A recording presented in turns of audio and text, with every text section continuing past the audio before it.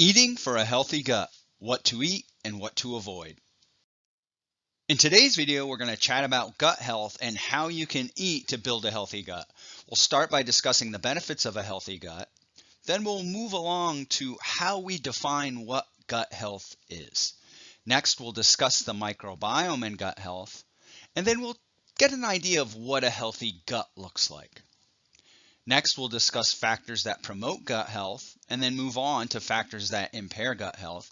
And we'll end by discussing how to create healthy gut meals with two examples that I consume on the regular. What are the benefits of a healthy gut? To begin with, there's a better overall quality of life. You don't have to worry about being in a stressful situation and having to run to the bathroom, whether that be at work, in a car, at a restaurant, or at a social event. You also don't have to be concerned about whether or not you're going to have to strain when you go to the bathroom. Additionally, there's lower inflammation, and that is lower inflammation both within the gut as well as systemically, because the gut is a source of systemic inflammation. Reduced risk of chronic disease. There are a number of chronic diseases, including cardiovascular disease, type 2 diabetes, mood disorders, and things of that nature that do associate with poor gut health and an aberrant microbiome. Resilience, in other words, if you decide to go out drinking, or if you are at a party and you decide to consume some cake and ice cream, you don't have to worry about necessarily immediately getting diarrhea from something like that. Mild perturbations from time to time are really not going to affect your gut health and your stool habits.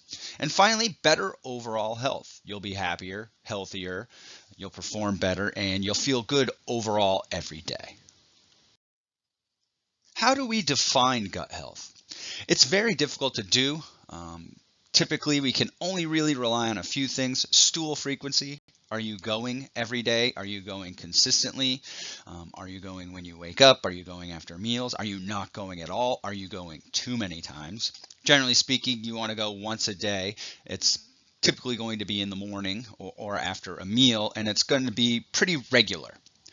Next, stool consistency, which you can use the Bristol stool chart to see if you have a healthy stool. As you can see here, the type 3 and 4 are normal, so just kind of take a glimpse at your poo and determine if it kind of fits within these parameters of the Bristol stool chart as being normal or healthy. A challenge response, as mentioned earlier, let's say you have alcohol. Let's say you even just have a single beer or a glass of wine. Does that immediately induce diarrhea or always induce diarrhea? Same thing when you eat cake or ice cream or things of that nature. Is your gut resilient to having these things from time to time? Microbiome testing, which this is certainly a question we don't know for sure. I certainly would not invest a lot of money in microbiome testing as a means of determining if you have a healthy gut. I do think this is going to be a very important measure in the future. I just don't think we have it validated to determine if we have a healthy gut. For example, the bacteria that are found in your stool aren't necessarily the bacteria that are camped out in your colon, small intestine, stomach, and mouth.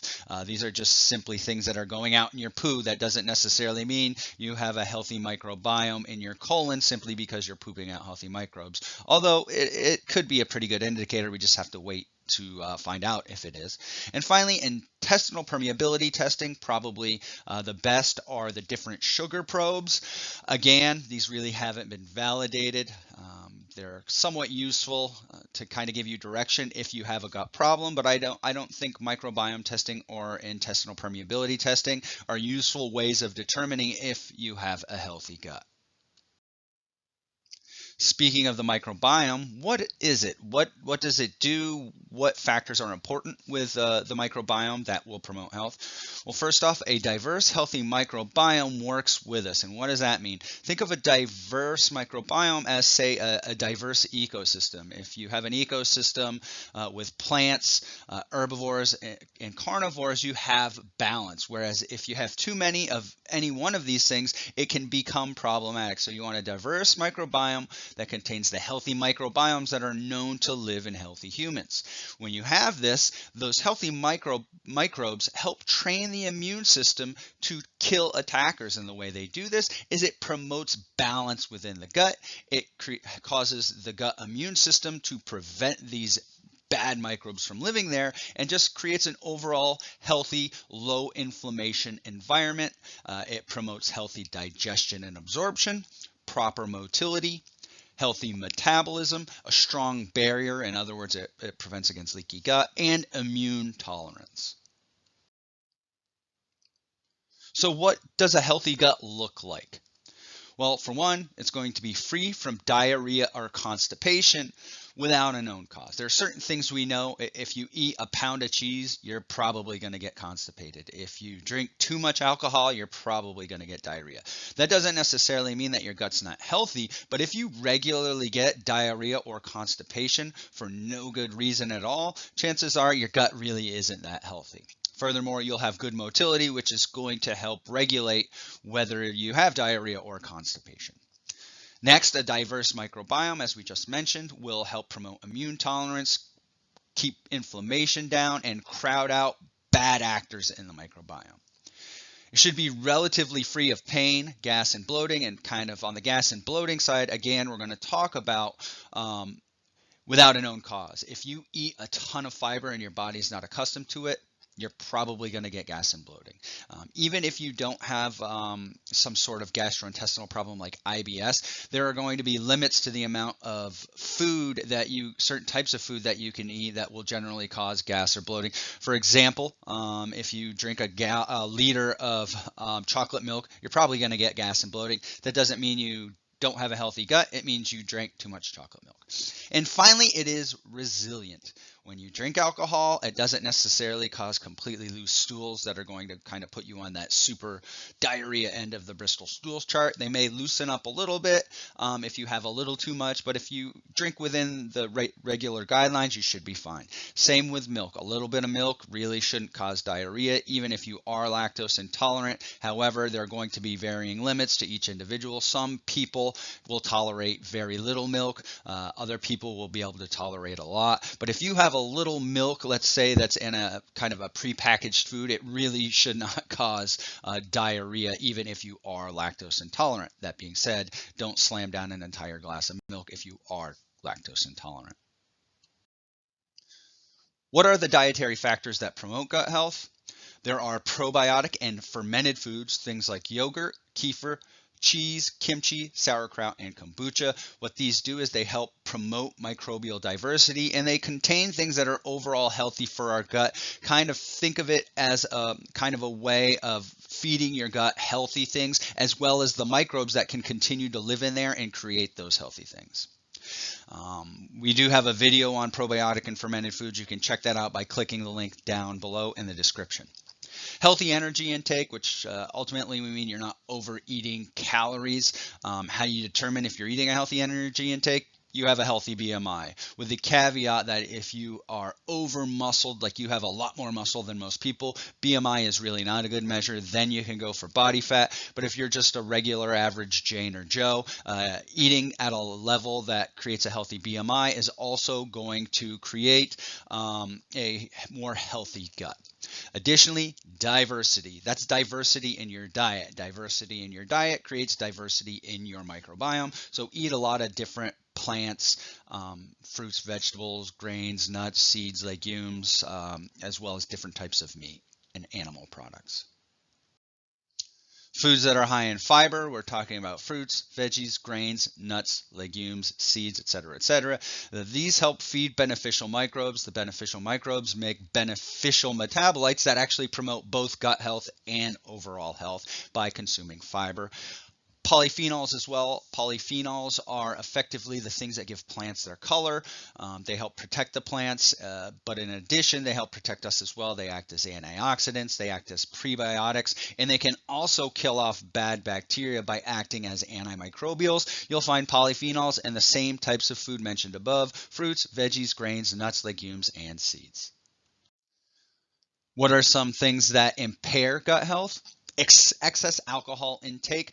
This can increase intestinal permeability or create leaky gut and increase inflammation. It's important to point out that there may be some beneficial effects to drinking beer and wine because they do have polyphenols and they are fermented, so they do potentially contain some bacteria that may be beneficial to us. However, straight alcohol or liquor really doesn't have any sort of benefit whatsoever other than the social aspect of feeling better. But alcohol kills off microbes, increases inflammation, and causes leaky gut. Eating too much food will do this effectively some of the same things as alcohol. It will cause more inflammation and leaky gut, but it does through by a different mechanism.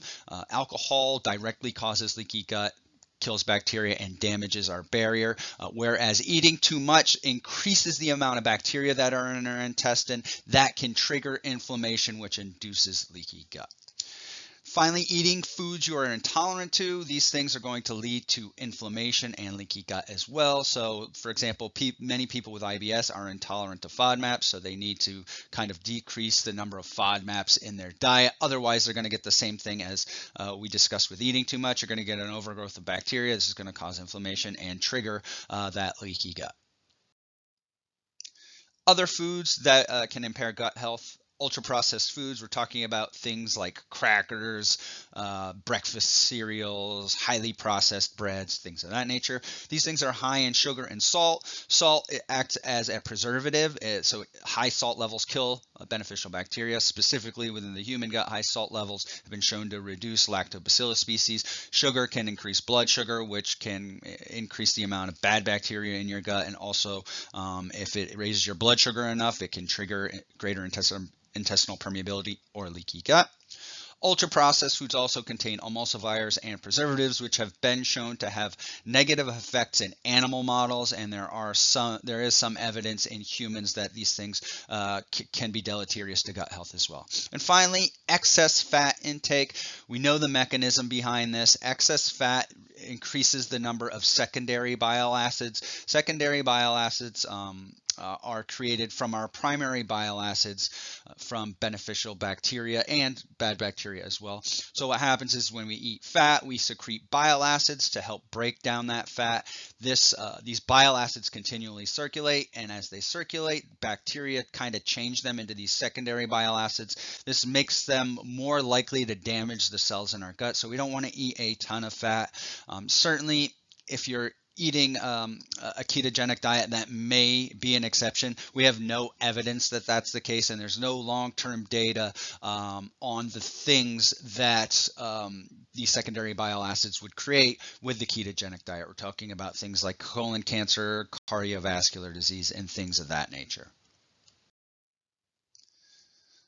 So how do we create meals that promote a healthy gut?